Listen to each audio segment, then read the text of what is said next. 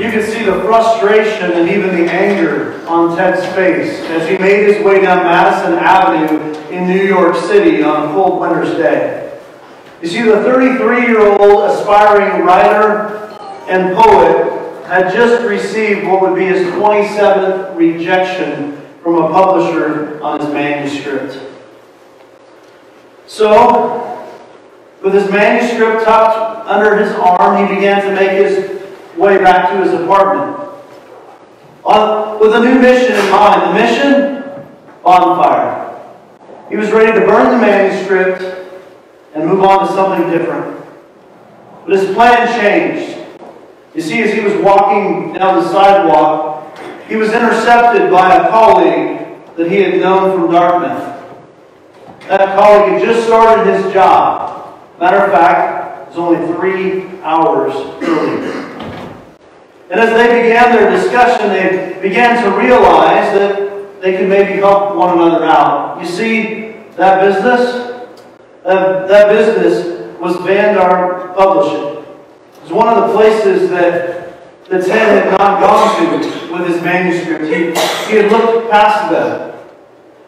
And they were looking into another business model. You see, what they wanted to do was they wanted to take some of the manuscripts that were getting rejected by other publishing houses and find a way to purchase them and promote them for other people. And so Ted's manuscript, as you would guess, it did get published. And Ted, he actually became famous. Sometime later, as Ted was sharing with other people about this incident, he said, you know what, if I was just walking down the sidewalk on the other side of the street, I would be a dry cleaner. Now, Ted didn't just write the one manuscript, the one book, which was titled, let me see, And to Think I Saw It on Mulberry Street, which was written about an encounter that happened just a few blocks from his childhood home. He also wrote books like Horton Hears a Who, Green Eggs and Ham, The Cat in the Hat, How the Grinch Stole Christmas. You see his name, Theodore Seuss Geis, but you probably know him better as Dr. Seuss. And now you know the rest of the story. When I was a child, oftentimes I get the opportunity to stay at my grandparents' house. And I have many great memories of staying with my grandparents. But one of those memories, early in the morning, before I ever wanted to be awake, the radio would be on. The smell of eggs. Now, eggs and bacon. The kind of eggs cooked in the bacon grease. Oh, it's taking me back, right? And so, when the radio was on, oftentimes in the morning, you would hear the voice of Paul Harvey, who oftentimes concluded his radio spot with a "Now you know the rest of the story." And I think that there is something really powerful about that. The way that he could tell a story, the way that he could pull you in for 3 to 5 minutes and share just some nuggets of information. Just like he did with this little monologue about Dr. Seuss. It's a powerful thing. And my grandparents, they have impacted me and maybe who I am in many different ways. Ways that you probably will never know, and perhaps even some ways that I don't know. But they're not the only people that have impacted my life. My parents, for instance, obviously they played a role in who I am today. And my parents they're interested in things like genealogy. And genealogy has never really been something I was interested in. I've kind of been like that monkey in The Lion King. It doesn't matter. It's in the past. Let's move on. Move on to the next thing. And perhaps we have people in here that are on both ends of the spectrum. We have some of you that have already listened to the infomercial and you've signed up for your free DNA test and you now know your entire family history. And you're excited about that. And then you have other people that are like, next, what else is going on? So my parents, I decided to call them up because I knew that this Sunday I was going to be talking a little bit about genealogy. I thought, well, they've done some work on this. I kind of want to know, do we have anything cool that's happened? Like, is there anybody famous that we're related to? Anybody infamous? I mean, I don't care. I'll take whatever you got. And I know that they're probably watching this online to see what I'm going to say about this. And I'm going to say, you are no help. You are no help. And, you know, I got a list of names. I mean, I know who great-grandpa and great-great-grandpa and things like that. Doesn't mean anything to me. Yeah, and so I had to kind of come up with some other stuff. And, you know, I did find out a few nuts and bolts. I mean, some of the stuff I already knew. My mom is one of 11. I have 9 aunts and uncles that are still, you know, alive, and 1 that was still born. I know that my mom was born in the small town, dot on the map, Hatfield, Missouri, and that most of the family never really went further than an hour radius from there. Matter of fact, one time when I was in high school, I was of dating age, and I went to a town about an hour away, and I started to visit with this young lady, and within our conversation found out we actually were third cousins. That's why I came to Nebraska. That's just a side benefit. But sometimes the branches didn't fork the way they were supposed to. You know what I mean? And that's not kind of the stuff that you want to brag about. And then my dad, born in Savannah, Missouri area. Another small dot on the map. His family, most of them gathered around there. He was one of 6. 2 that were full brothers or full sisters, and then he had 3 half-siblings. He spent some time in foster care. That's how he and my mom got together, because he was moved to a foster home that was in the same school district as my mother. I know that I am the reason my parents got married.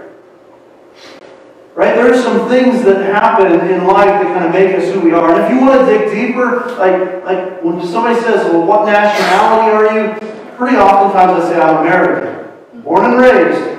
Right? I don't oftentimes say on the playground is where I spend most of my days, but in America is where I was born and raised. And so I'm American. Now I get it. Mosher is a German name.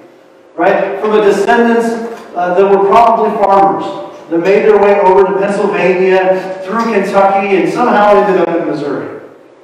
I know that on my mom's side, I've got some Irish and some English. Right? Pretty well European. I suppose that's made evident by the color of my skin. Right? Pretty European, but 100% American. Right? That's what I know about me. But the way that I get to know that is by getting to know the people who made me. And kind of what makes them tick. And so, as we talk about genealogy today, I want to share with you some interesting information, not about my story, because you probably don't care, but about the story of Jesus. Now, it's kind of crazy because we open up the book of Matthew and we expect to see the nativity story. Like, you know, there was this bright shining star over the city of Bethlehem. And there were these shepherds out in the fields watching their flocks by night. And an angel suddenly appeared and said, do not be... That's Luke. Okay? That's not Matthew. Matthew doesn't start that way. He starts with genealogy. And let's dive into that. I'm going to show you kind of a cool way to get there. So if you have a printed Bible, this is what we're going to do. Now, if you have a digital Bible, if it's on your phone, open up your app, click on Matthew, and then 1. But if you have one of these, you can take it up, put it on its spine, and then split it in half. You should end up about the book of Psalms. And if you do that again to the back half, you'll end up around the beginning of the New Testament. So it could be Malachi, either the Old Testament, or Matthew, Mark, Luke. Okay, somewhere in that neighborhood. So I just gave you the order. Go to Matthew. It's about 3/4 of the way through the Bible. Chapter 1. And it starts off this crazy story of God's Son coming to earth, not with booming excitement, but with a boring genealogy. And probably most of us, if we've sat down with God's Word and we began to read, even right here, we go, oh God, what's next? I remember the old King James version. So-and-so, we got so-and-so, we got so-and-so, we got who cares? Right? And that's the way that I read it. And today I'm hoping that you and I get to know a little bit more about the rest of the story. Why is it included? What does it mean in all of this? And so we open up Matthew chapter 1, verse 1. The book of the genealogy of Jesus Christ, the son of David, the son of Abraham. And the first thing that we get to know about this account of the nativity story is that Jesus is connected with some pretty prominent figures.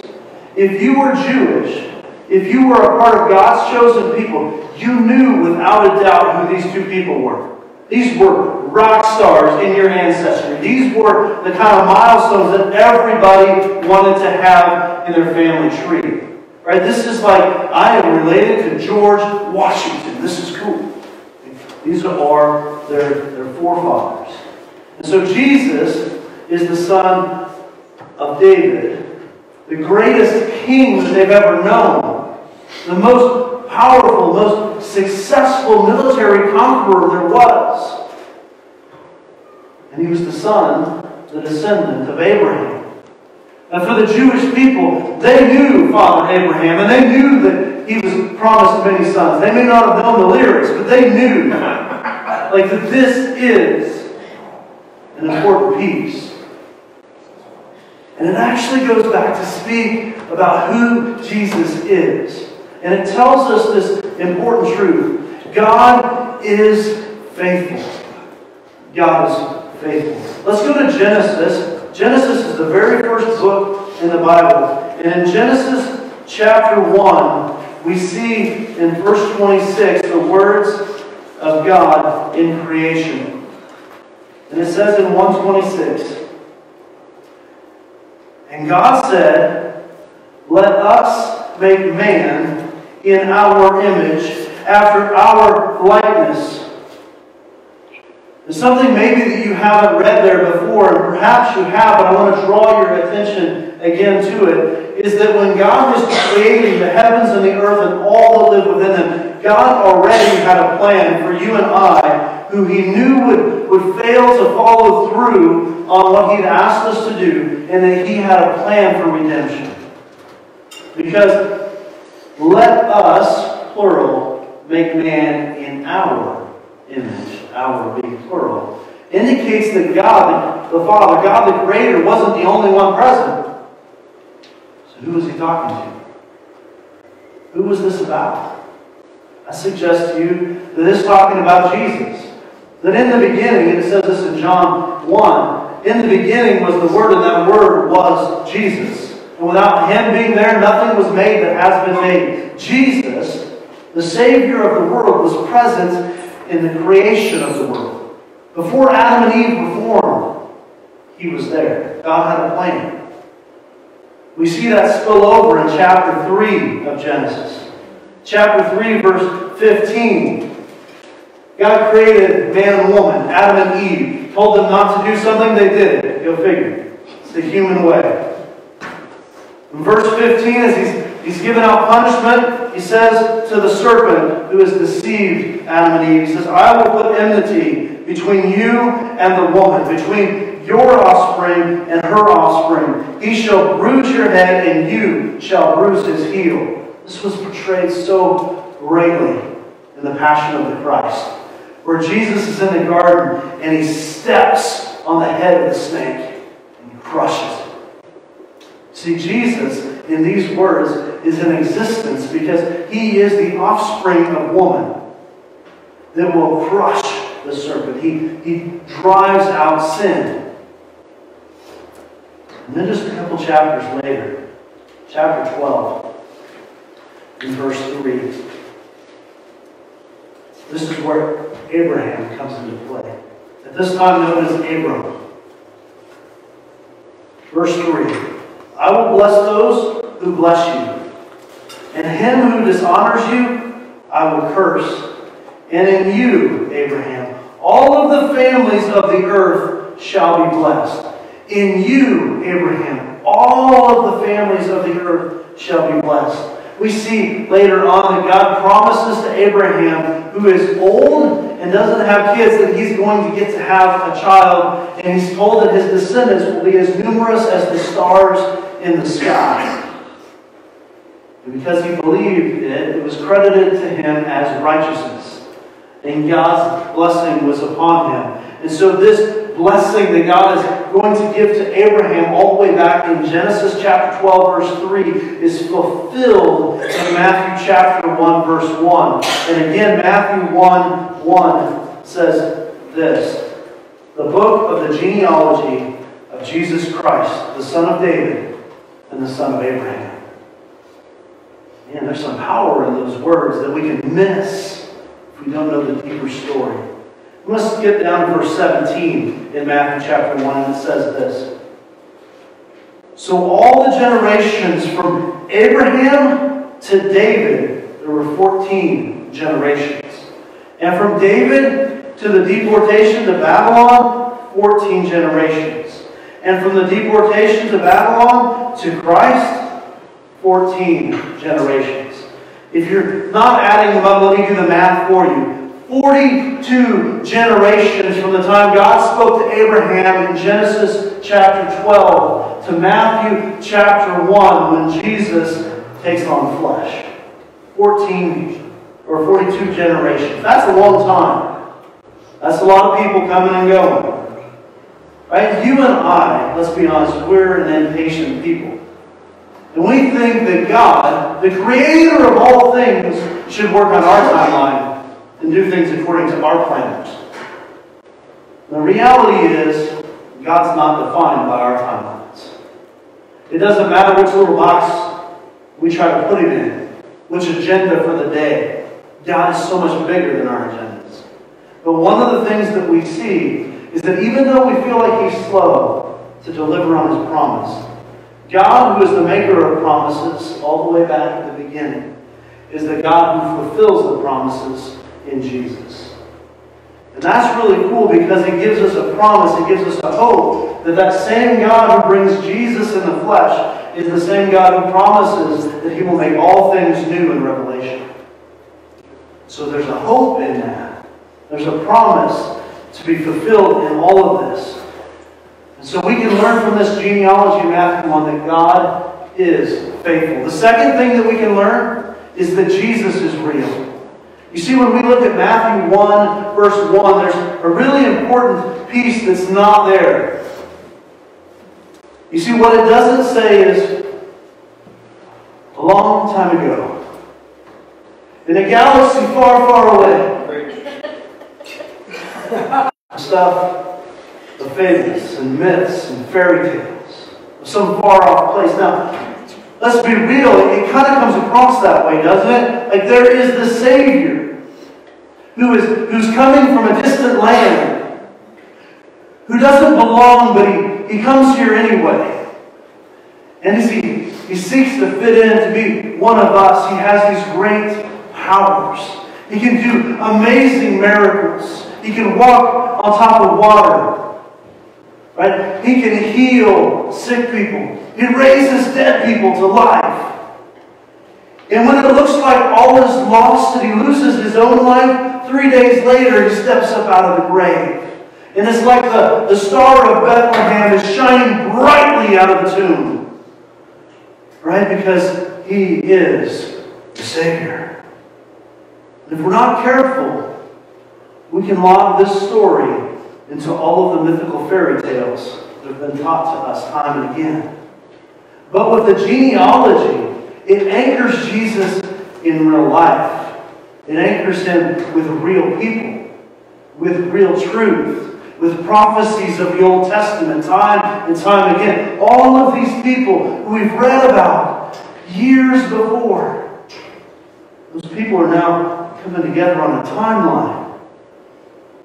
And through that, 42 generations, we see Jesus. And Jesus is real. Another crazy thing about genealogies is this: that for the people of the time, they were like a resume. And you and I, we write a resume so that we can get that next job. And probably like most, we're tempted to embellish upon those resumes a bit. You know that job that didn't go so well? Let's just omit that one. That job that we were kind of on the bottom rung, we make it sound like we were a somebody at that job. So we do what we can to make it look good for that potential employer, or so that we can brag among our co-workers. And that's what they would do with genealogies.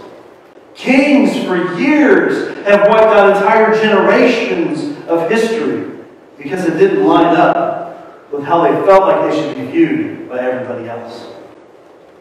You know, that great-great-grandparent who did that shady thing, kind of swept under the rug. We've seen that done. And I could have easily come in and done the same thing when I was sharing with you my story. But the reality is I come from a family of brokenness. I come from a family who's gone through some stuff. Right? Things haven't always been perfect. They haven't always been rosy. And so when Matthew opens up his account of the nativity story, he goes through the resume of Jesus. And so, we got so-and-so, we got so-and-so, and he doesn't hide anything. Matter of fact, he actually does the opposite. He's including all of these people that you'd be like, there ain't no way I'm talking about that. 3 ladies in particular mentioned in his genealogy story. They're important, so we're going to talk about them this morning. And there was actually 5 ladies mentioned, which it was rare to have any ladies mentioned in your genealogy story at that point in time. Alone 5. And these 3 that we're going to talk about today, man, they were not Jewish. The Jews were God's chosen people. They were the select few. They were the elite. Everybody else was on the outside looking in. Those were called the Gentiles. So these 3 ladies, Gentiles. The first one, verse 3 of Matthew 1. And Judah, the father of Perez, and Zerah by Tamar. When he gives us that little by, something's kind of going on here. Right? So Judah was one of the 12 sons of Israel, the 12 tribes of Judah. Judah was somebody that through ancestry, through prophecy, we knew that Jesus was going to be a descendant of. Because it said there was going to be a lion from the tribe of the family of Judah. So Judah had 3 kids, and his wife died. So there he is raising his kids. He gives his firstborn son to Tamar. They get married. He's an evil dude in the eyes of God. God takes his life at a young age. So as was common practice in those times, they didn't have artificial insemination. You had to provide for that family member now that had been married in. And so child number 2, middle son, was given then to Tamar so that he could inseminate her with a family offspring, that the lineage would continue. Well, he didn't like that plan so much. So he went through his own little deal where he would not allow her to get pregnant. If you want to read about the story, go back to Genesis, especially if you read it in the ESV. It's pretty graphic. You're like, dude, that's in the Bible? Yeah, that's in the Bible. I'm not joking with you. And so that's in Genesis 38. If you jot notes, Genesis 38, you go read all about it. Tell your kids, your grandkids. That'd be bad. But anyway, he does evil in the eyes of God, and he too is killed. And then there's boy number 3. Boy number 3 is not quite of age yet, but he's next in line. Dad's like, oh man, I saw what happened to 1 and 2. This is not happening to 3. But he tells her anyway, wait till he gets old enough, and then I'll let you have him. But he never really kind of gets to age.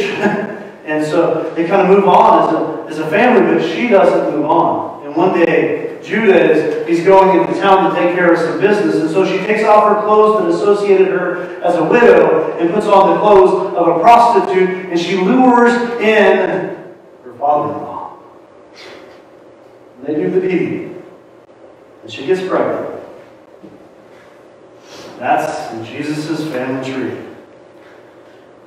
Crazy stuff. Verse 5. And Solomon, the father of Boaz, by Rahab. Now probably if you know the Bible well at all, Boaz is the name that you can associate with. Boaz, if anybody in Scripture, is like Prince Charming. Like he's the guy that comes in and saves the day of the damsel in distress. Right? But Boaz, his mom was a prostitute. Go back to Joshua in chapter 2. So the Israelites are coming out of Egypt where they've been enslaved. They go across the desert and they're about to enter into the promised land. And the first stop along the way is this town that's got this fortified wall. And so they go into Jericho. They send some spies in. And living in the wall were the lowest of the low because they were expendable. And so they enter into the home of Rahab, the prostitute. And she believes in God. She believes in the power of God, the authority of God. And through some divine providence, she is saved, the Israelite people, and they choose then to save her. And she ends up in the lineage of Jesus. This Canaanite prostitute. I mean, this was like, ugh. And it's in his family tree. Could have easily broken off that branch. They did not. Speaking of Boaz, it says he was the father of Obed by Ruth. Ruth was a Moabite woman. Again, a Gentile, not Jewish, not an Israelite. And see, her husband had been running away from home because there was a famine in the land. Provided for them in a distant land, and there the family got married to the women of that area. The husband died. Matter of fact, both boys died, as did Naomi's husband. And so now there's another famine, and they hear that there's bread in Bethlehem. They go back home. And so she's being faithful to God and faithful to her mother-in-law. She's just doing whatever she can to pick up the pieces. But what she really needs is a redeemer. Somebody to love on her. Somebody to accept her, embrace her, and take care of her. In steps Boaz. You can read about it in Ruth. It's only 4 chapters long. Quick read. But to understand that these women, untraditionally accepted, were written about them. And even the prominence, remember he's the son of Abraham, the son of David. David, man, he was an awesome guy, right? Man after God's own heart. Listen to this, verse 6. And David was the father of Solomon. Oh, there's that word by again. By the wife of Uriah. Oh, so by some other guy's wife. That's interesting. So we've got like the lowest of the low, the Canaanite prostitute. And then we've got the man that everybody looks up to, King David. What we realize is everybody's a mess. And through that, we learn another truth. God's grace is for everyone. So as we read through Matthew in chapter 1, and we see through verses 1 through 17, this genealogy of Jesus, we're realizing that God has preordained this thing from the beginning. Right? That He is faithful to keep His promises, that Jesus is real. When we understand Jesus is real, like the other things in the Bible aren't that hard to believe, and the acts of obedience that follow it, they kind of come secondhand. And now, God's grace, regardless of our family history, regardless of our ancestry report or our DNA test, or the things that we've done in life, or the things that our parents or grandparents have done in life, good, bad, or otherwise, they all lead us to this point where we are lost and alone without Jesus. The good news, God is faithful, and His grace is for everyone. And then the last point, to take you again to verse 17. So all the generations from Abraham to David were 14 generations. And from David to the deportation to Babylon, 14 generations. And from the deportation to Babylon to the Christ, 14 generations. What you see here is maybe something that we completely miss with our modern day American eyes. And that is that there are 6 groups of 7 listed here. 14 years listed 3 times, divided by 2 is 6 groups of 7. 7 was a powerful number in the ancient history of the Jews. And I believe it's still an important number to God today. So, God created the heavens and the earth in 6 days, and on the 7th day, He rested. It's a model set for you and I, that we would remember the Sabbath, and that we would keep it holy, that we would find a day to rest from our work and to rest in God. That every 7th year, that could be, or that the land rather would be left vacant, and it would get a chance to recharge the nutrients. I still kind of wonder what modern day farming would look like if we allowed that to happen still today. Would we need less fertilizers and less chemicals on our stuff because God has a way of naturally reproducing those minerals in the way that He's created?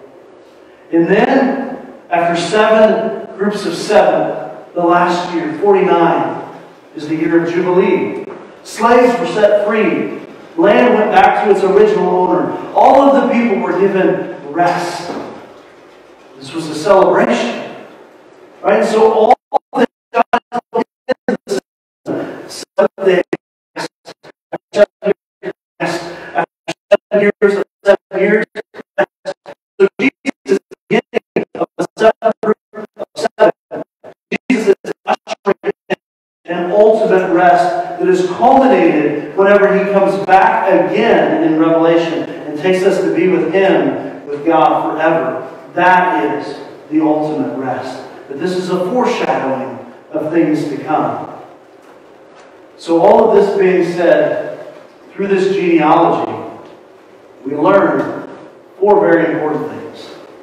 Right? Number 1, God, throughout all of this, throughout these many generations, He is faithful to His promise. And that Jesus doesn't come from the land of make-believe, but is anchored in history. He's real. And that God's grace is for everyone. High and low, far and wide, regardless of what we've been done or what's been done to us. And in that, we can find rest. In that, we find true hope and peace. When everything else is going crazy, when nothing makes sense, when life is falling apart, in Jesus, we find rest. In Jesus, things are restored. And one day in Jesus, everything will be made new again. So, what's your next step? We say this at the end of nearly every message. What's your next step? And I've got a next step for you, and that's this. That you simply rest in what God has already done. You see, what we're eager to do is find a way to earn salvation. We're eager to find a way to put all the pieces together. We're eager to try to make our life work better, our family to get back on track. But the reality is that we can't do anything to save ourselves. What we need for salvation has already been done through Jesus. And in that, we find good news of great joy. And we rest in God. And that, friends, is the rest of the story. Father God, we thank you for allowing us to dig into this family tree, into your faithful promises, into your deliverance, into your plan that is so much bigger than we could ever think or imagine. Father, forgive us when we get impatient, when we try to rush things, when we try to fit it into our planners, into our schedules. Help us to remember that you are a God who keeps His promises and who's always faithful. And that we can trust in Jesus. Not just in His birth, but in His death, burial, and resurrection. That in that we find hope and In that we find grace. In that we can find rest. Father, help us to trust in you. In Jesus' name.